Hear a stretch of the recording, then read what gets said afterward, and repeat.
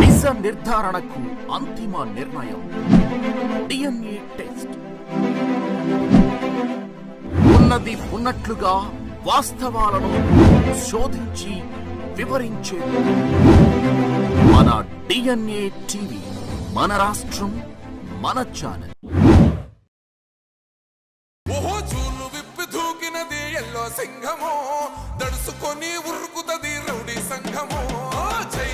మీ అందరూ కూడా చాలా ఎలక్షన్ చూసుంటారు. కానీ గతంలో జరిగిన ఎలక్షన్లకి మేము కూడా, నాకు చిన్నప్పటి నుంచి కాలేజీలో చదివి, మా వదిన ఇక్కడ పద్మ ఉంది, మేమిద్దరం కలిసి చదువుకున్నాం. మా వదిన మా అన్నయ్య భార్య. కాలేజీలో ఉన్నప్పటి నుంచి కూడా నేను అన్ని యాక్టివిటీస్లో ఎక్కువగా పాల్గొంటేవాడిని, ఎలక్షన్లో కూడా పార్టిసిపేట్ చేసేవాడిని. ఆ రోజున కమ్యూనిస్టుల సహకారంతో సిపిఐ మీ అందరం కూడా, మా గ్రామమే కమ్యూనిస్ట్, ఆ రోజు ఈ రోజు కూడా కమ్యూనిస్ట్ గ్రామం. ఆ గ్రామంలో పుట్టాను. చిన్నప్పటి నుంచి ఈ స్టూడెంట్ రాజకీయాల్లో ఉన్నాను. తర్వాత అన్ని రకరకాల ఏ ఎలక్షన్ జరిగినా రెండు పార్టీల మధ్య ఎలక్షన్ జరుగుతాయి, రెండో మూడో పార్టీలు. ఆ పార్టీలు ప్రత్యేకమైన పాలసీలు ఉంటాయి. కమ్యూనిస్టులు ఉన్నారు, ఎప్పుడు కూడా ఒక లైన్లో వెళ్తుంటారు. కాంగ్రెస్ ఇంకొక లైన్లో, అట్లాగే తెలుగుదేశం ఒక లైన్లో. ఇవన్నీ ఎవరికి వాళ్ళు ఎలక్షన్ సమయంలో వాళ్ళ పాలసీల కోసం పోరాటం చేసుకునేవాళ్ళు. సరే, ఓట్లు పడేవి, అటు ఇటు మా అధికారాలు కూడా మారుతూ ఉండేవి. కాంగ్రెస్ పార్టీ దించేసి రామారావు వచ్చారు, తర్వాత రామారావు గారిని మరలా దించేసి కాంగ్రెస్ పార్టీ వచ్చింది. ఆ తర్వాత మరలా రామారావు వచ్చారు, తర్వాత మళ్ళీ కాంగ్రెస్ వచ్చింది, తర్వాత మళ్ళీ తెలుగుదేశం వచ్చింది, తర్వాత జగన్మోహన్ రెడ్డి గారు వచ్చారు. ఆయన వచ్చే ముందు వరకు కూడా ఎలక్షన్లు జరిగేవి, గెలిచేవాళ్ళు. ఓడిపోయిన వాళ్ళకి ఏంటంటే, మనకి ఇష్టమైన ముఖ్యమంత్రి ఆ సీట్లో లేడనే కొంచెం బాధ తప్ప మిగతా వ్యవహారాలు ఎవరి పనులు వాళ్ళు చేసుకునేవాళ్ళు. ప్రజాస్వామ్యబద్ధంగా సొంత పనులు కానివ్వండి, లేదా పార్టీ ఎవరి పనులు వాళ్ళు చేసుకునేవాళ్ళు. సో అధికారంలో ఉన్నవాళ్ళు ఏంటంటే కొంచెం అధికారం చెలాయించేవాళ్ళు. అది కానీ ఈ రోజున జగన్మోహన్ రెడ్డి గారికి ముఖ్యమంత్రి అయిన తర్వాత ఒక విచిత్రమైన పరిపాలన చేశాడు. ఆయనకి 151 సీట్లు వస్తే ఆయన పాజిటివ్గా నిజంగానే పేదవాళ్ళ మీద ప్రేమతో, చిత్తశుద్ధితో ఆయన వాళ్ళ యొక్క అభివృద్ధి కావాలని కోరుకుంటే పరిపాలన ఈ విధంగా ఉండదు.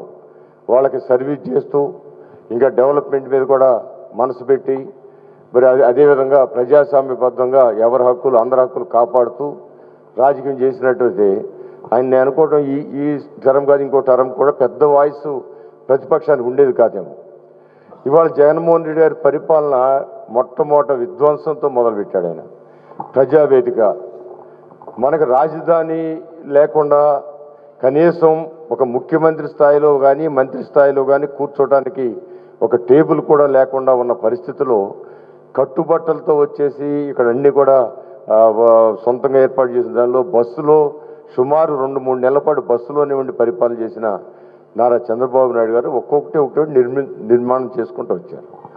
మరి అలాంటి పరిస్థితుల్లో మనం ఈ డెవలప్మెంట్కి వెళ్లాల్సింది పోయి ఒక ప్రజావేదికని సమావేశాలు పెట్టుకోవటానికి కడితే, అది చంద్రబాబు గారు కట్టారు. కాబట్టి చంద్రబాబు గారు ఏం చేశారు, నాకు ఎట్లాగో మీరు ప్రతిపక్ష నాయకుడిగా నాకు ఫెసిలిటీ కల్పించే దాంట్లో మీరు ఒక బిల్డింగ్ హౌస్ నాకు ఇవ్వాలి కాబట్టి నాకు ఆ ప్రజావేదిక నాకు ఇవ్వండి, మా ఇంటికి సమీపంలో ఉంది, దాన్ని నేను వాడుకుంటానని ఒక్క లెటర్ పెట్టాడు అంతే. ఆయన 24 గంటల్లో దాన్ని ధ్వంసం చేయడానికి ఆయన అదే మర్నాడు పొద్దున్నే వెళ్ళి ఆ ప్రజావేదికలో, అంటే ఇవన్నీ మీకు తెలిసే ఉంటే కొంత తెలుసుకునే అవకాశం కూడా లేకపోవచ్చు.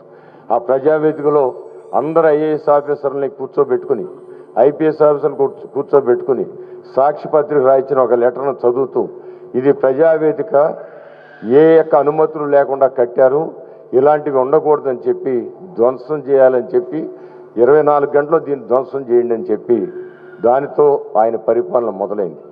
అంటే చంద్రబాబు గారు ఒక లెటరు పెట్టినందుకు దాన్ని ధ్వంసం చేయాలని చెప్పి ఆయన ఆలోచన, అంటే ఆయన ఆలోచన తీరు ఎట్ట ఉందని చెప్పడానికి ఆ ఉదాహరణ చెబుతున్నా.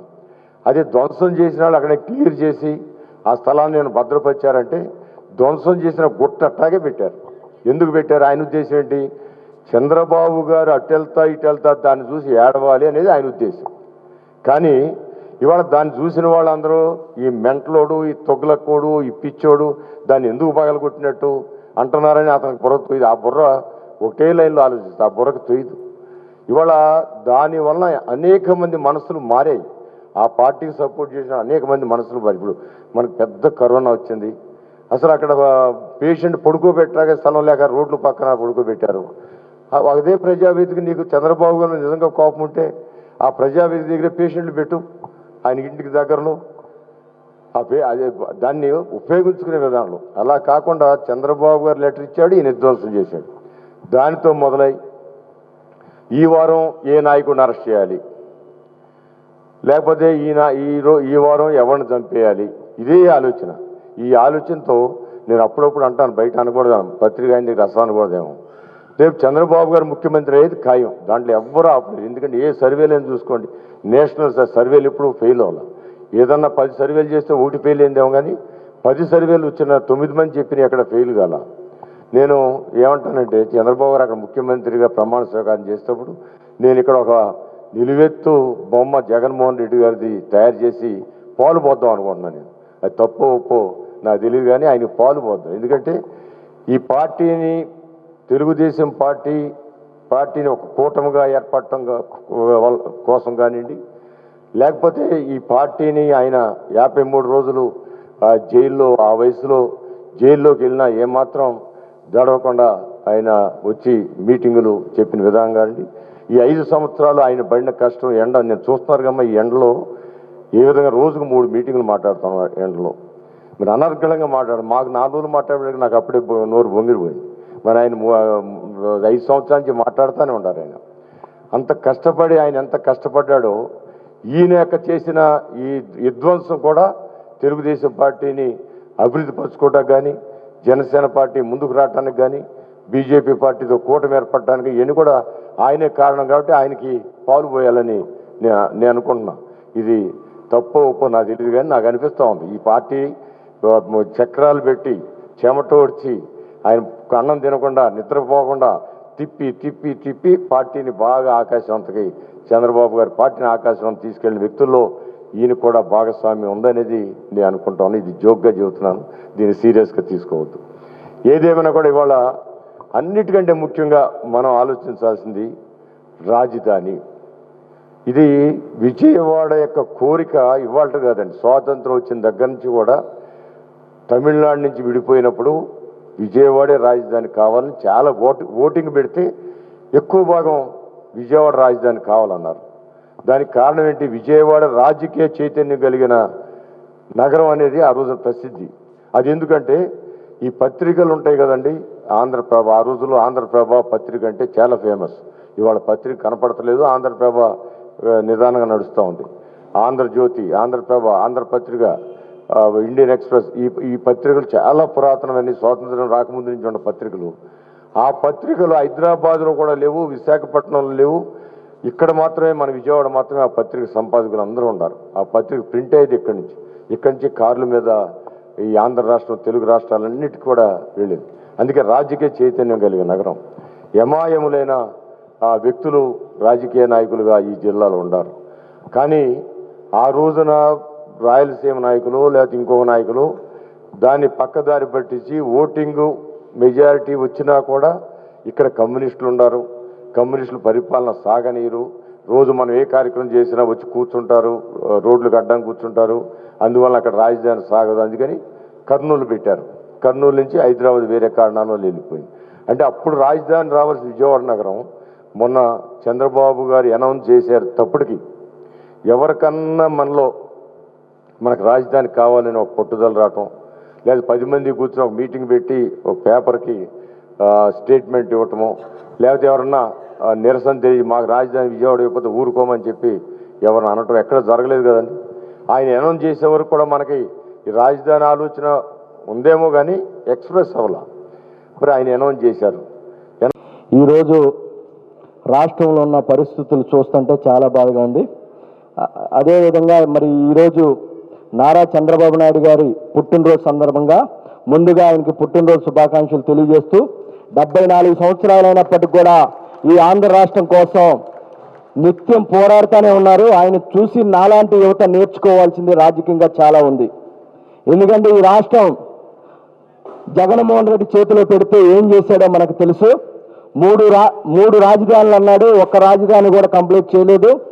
మరి ఈరోజు చంద్రబాబు నాయుడు గారు మరి ఎండలో కూడా నిత్యం ప్రజల్లో తిరుగుతూ మాకన్నా యూత్ కన్నా ఎక్కువ కూడా ఈ ఎనర్జీతో ఉంటున్నటువంటి చంద్రబాబు నాయుడు గారు ఇంకా 100 సంవత్సరాలు బతకాలని మనస్ఫూర్తిగా ఆయుర ఆరోగ్యాలతో ఉండాలని మనస్ఫూర్తిగా కోరుకుంటూ, అదేవిధంగా మరి ఈరోజు గరుడ అపార్ట్మెంట్ వాసులందరికీ, మహిళలకి, అట్లాగే పెద్దలకి అందరికీ పేరు పేరున నా నమస్కారం.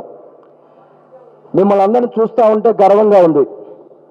టీడీపీ పార్టీ 40 సంవత్సరాలుగా ఉందంటే మీలాంటి మహిళలు కానీ, కమిట్మెంట్ ఉన్న వ్యక్తులు కానీ పార్టీ కోసం, పార్టీ జెండా కోసం నిస్వార్థంగా పనిచేయబట్టి ఈరోజు చంద్రబాబు నాయుడు గారు కానీ, గతంలో మరి ఎన్టీఆర్ గారు కానీ మరి ఇన్ని సంవత్సరాలు ఈ రాజకీయ పార్టీని నడపడానికి ముఖ్య కారణం మీలాంటి పెద్దలు, నమ్ముకున్న కార్యకర్తలు, అభిమానులే.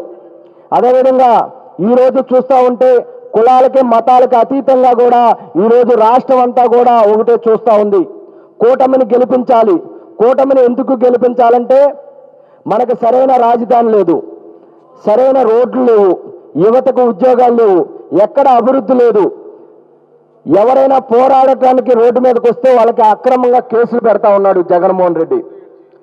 మరి మహిళలకి హామీ ఇచ్చి, అమ్మ నేను అధికారంలో రాగానే మద్యపాన నిషేధం చేస్తానని మద్యపాన కంపెనీలు పెట్టాడు ఆయన. మద్యం కంపెనీలు పెట్టి సొంత బ్రాండ్లని అమ్ముకుంటా ఉన్నాడు జగన్మోహన్ రెడ్డి. ఒక్కటి కాదు, ఇసుక మాఫియా, ల్యాండ్ మాఫియా, శాండ్ మాఫియాగా మారిపోయిన ఈ జగన్మోహన్ రెడ్డిని మనం దించకపోతే మన పిల్లలు అమెరికా వెళ్ళి చదువుకుంటూ ఉద్యోగాలు చేస్తూ ఉన్నారు. కానీ తల్లిదండ్రులు కూడా పక్క రాష్ట్రాలకు వెళ్ళిపోయి బతకాల్సిన పరిస్థితి ఉంది. కాబట్టి ఇవన్నీ కూడా గమనించి పవన్ కళ్యాణ్ గారు ఒక మంచి ఆలోచనతో గత 3 సంవత్సరాలుగా ప్రభుత్వానికి వ్యతిరేకత ఓటు చేయలేను అని చెప్పి చంద్రబాబు నాయుడు గారిని, అదేవిధంగా మోడీ గారిని ఒకే వేదికకి తీసుకొచ్చి కూటమిని ఏర్పాటు చేసి మరి పోటీ చేసినటువంటి పవన్ కళ్యాణ్ గారిని కూడా మనం అందరం కూడా గుర్తుపెట్టుకోవాలి.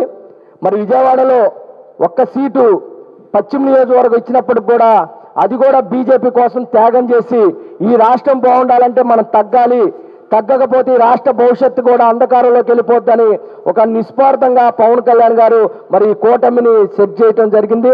మరి ఆయనకు కూడా ఉదయపూర్వక ధన్యవాదాలు తెలుపుకుంటూ, ఈ రాష్ట్రం బాగుండాలంటే మనం అందరం కూడా కలిసికట్టుగా, ఇప్పుడు ఇక్కడ ఒక 100-200 మంది ఉండొచ్చు, కానీ మనం మన బంధువులకి, ఫ్రెండ్స్కి అందరూ కూడా చెప్పాల్సింది ఏంటంటే ఈ ఒక్కసారి మనం రాష్ట్రాన్ని కాపాడుకోకపోతే చాలా మళ్ళీ జగన్మోహన్ రెడ్డి అనే రాక్షసుడు వస్తే మాత్రం చాలా అంధకారంలోకి వెళ్ళిపోతే. అదేవిధంగా ఇక్కడ పోటీ చేస్తున్నటువంటి వ్యక్తి మీకు అందరికీ తెలుసు. మరి ఆ వ్యక్తి రౌడీయిజం చేస్తూ ఉన్నాడు, డబ్బులతో ఓట్లు కొనాలని ఒక దుర్మార్గమైన ఆలోచనలో ఉన్నాడు. గద్దె రామ్మోహన్ రావు గారు 15 సంవత్సరాలుగా తూర్పు నియోజకవర్గంలో రాజకీయం చేస్తూ మరి ఏ ఒక్క వ్యక్తిని కూడా ఆయన ఇబ్బంది పెట్టకుండా, ఎవరు వెళ్ళినా కులాలకి, మతాలకి, పార్టీలకు అతీతంగా కూడా ఆయన దగ్గరికి వెళితే మరి పని చేసి మరి ఫోన్ చేసి అలా కూడా చెప్పే లాంటి వ్యక్తి. కాబట్టి గద్దె రామ్మోహన్ రావు గారు మంచి వ్యక్తి. ఆయన గెలిపించుకుంటే ఈ ప్రాంతం కూడా డెవలప్ అవుతుంది, ఈ ప్రాంత వాసులు కూడా సంతోషంగా ఉంటారు. అదేవిధంగా మా కృష్ణమోహన్ గారి గురించి చెప్పాలి. మరి ఇక్కడున్న ఎవరైతే అభ్యర్థి ఉన్నాడో వైసీపీ అభ్యర్థి, డబ్బులు ఇస్తాం లేదంటే బెదిరించడం, నువ్వు జెండా పట్టుకుంటే నీ సంగతి చూస్తామని చెప్పి బెదిరిస్తా ఉన్నారు. ఇలాంటి బెదిరింపులకి జన సైనికులు కానీ, టీడీపీ నాయకులు కానీ, బీజేపీ నాయకులు కానీ భయపడరు. ఎందుకంటే 5 సంవత్సరాలుగా జగన్మోహన్ రెడ్డిని ఎదుర్కొంది టీడీపీ, జనసేన, బీజేపీయే. మేము రానున్న రోజుల్లో కూటమిని గెలిపిస్తాం. మనస్ఫూర్తిగా మరి కూటమిని గెలిపించాల్సిందిగా మనం అందరి మీద బాధ్యత ఉంది. కాబట్టి మనం అందరం కూడా కలిసికట్టుగా మనతో పాటు ఉన్న వ్యక్తులందరినీ కూడా మనం మోటివేట్ చేసి ఈ కూటమికి ఓటు వేపిస్తే మనకు మంచి రాజధాని వస్తుంది, మంచి పరిపాలన వస్తుందని కోరుకుంటూ ఈ అవకాశం ఇచ్చిన కాలనీ వాసులందరికీ కూడా మరొకసారి ధన్యవాదాలు తెలుపుకుంటూ సెలవు తీసుకుంటున్నాం. ఇవాళ చంద్రబాబు నాయుడు గారి జన్మదిన వేడుకలు ఇక్కడ జరుపుకుంటాం చాలా ఆనందంగా కూడా ఉంది. మీరందరూ తెలుగుదేశంకి ఓట్లు వేసేవాళ్లే కాబట్టి నేను ఎక్కువ చెప్పదలుచుకోలేదు. ఇవాళ చంద్రబాబు నాయుడు గారు ఇవాళ జనరేషన్కి కూడా ఆయన అక్రమ అరెస్టు సందర్భంగా ఇవాళ ఆయన చేసిన సేవలు ఇవాళ జనరేషన్ మధ్యలో కూడా వెళ్ళినాయి అంటే మనందరం రకరకాల ప్రదేశాల్లో మన పిల్లలు ఉన్నా కూడా వాళ్ళందరూ ఎటువంటి ఆశ లేకుండా స్వచ్ఛందంగా చంద్రబాబు నాయుడు గారి అరెస్టు సందర్భంగా నిరసన కార్యక్రమాలు చేయటం, 100 దేశాల్లో ఇటువంటి కార్యక్రమాలు జరపడం వారేంటనేది ఈ జనరేషన్ కూడా తెలిసింది. అటువంటి వ్యక్తి పుట్టినరోజులు ఎన్నో జరుపుకోవాలి. చంద్రబాబు నాయుడు గారు ముఖ్యమంత్రి పదవి కొత్త కాదు, మన రాష్ట్రానికి చంద్రబాబు నాయుడు గారు అవసరం. అటువంటి వ్యక్తి పుట్టినరోజులు ఎన్నో జరుపుకొని ఆంధ్రప్రదేశ్ రాష్ట్రం 2014లో విడిపోయినప్పుడు ఏ విధంగా అభివృద్ధి చేశారో అదేవిధంగా 2019 నుంచి 23 వరకు చెడిపోయిందంట.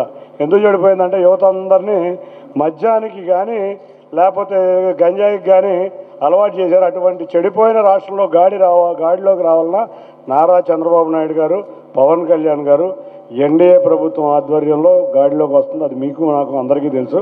కానీ నేను ఒక్కటే కోరుకుంటున్నా, ఎలక్షన్ రోజు మీరు తప్పకుండా వచ్చి ఆ మహనీయుడిని గెలిపించుకునేందుకు తప్పకుండా ఓటు వేయాలని కోరుకుంటున్నా.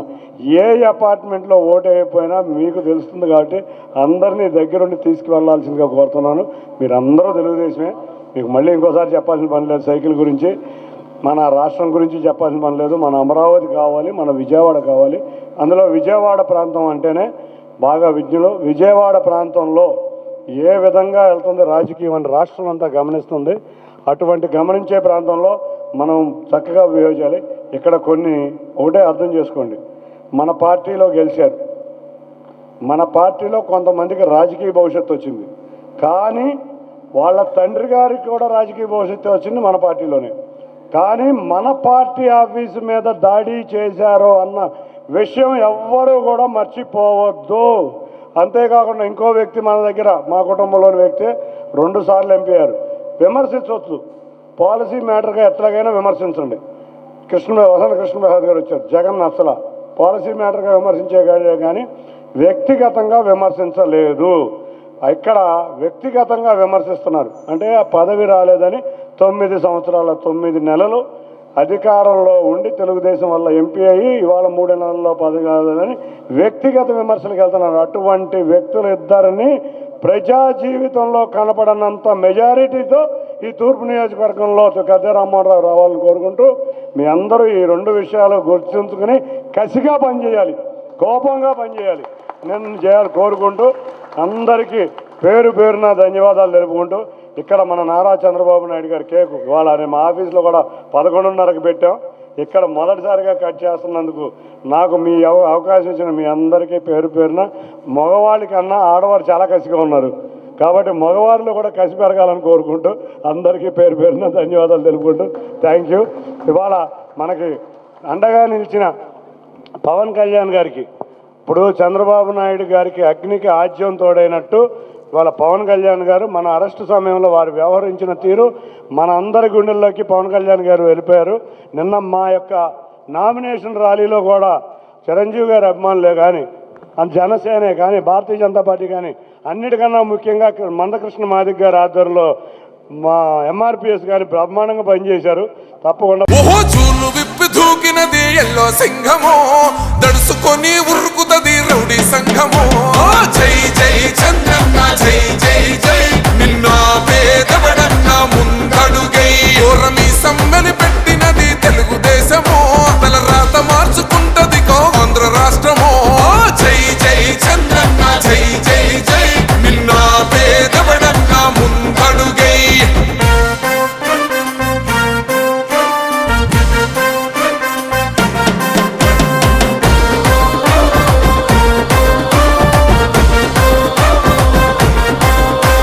న్యాయమైన కేసు పెడితే నిలవలేదుగా, మేఘమట్టు నిలిచి సూర్యుడునే గెలవలేదుగా.